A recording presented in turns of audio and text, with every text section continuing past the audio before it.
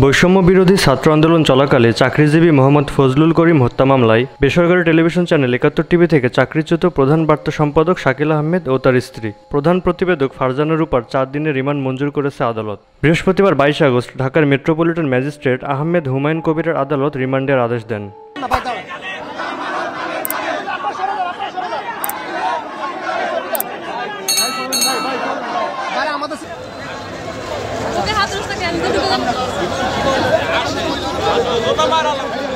এর আগে মামলার তদন্ত কর্মকর্তা উত্তরা পূর্ব থানার সাব ইন্সপেক্টর মোহাম্মদ মোহাইমিনুর রহমান আসামিদের ১০ দিনের রিমান্ড চেয়ে আবেদন করেন। গত ৮ আগস্ট ৭১ টেলিভিশনের ব্যবস্থাপনা পরিচালকের পক্ষে মুস্তফা আজাদ স্বাক্ষরিত এক বিজ্ঞপ্তিতে জানানো হয়, ৭১ মিডিয়া লিমিটেডের ব্যবস্থাপনা কর্তৃপক্ষের সিদ্ধান্ত ও নির্দেশনা অনুযায়ী ৮ আগস্ট ২০২৪ থেকে head of news Shakil Ahmed ও প্রেজেন্টার ফারজানা রূপাকে চাকরি থেকে অব্যাহতি দেওয়া হলো।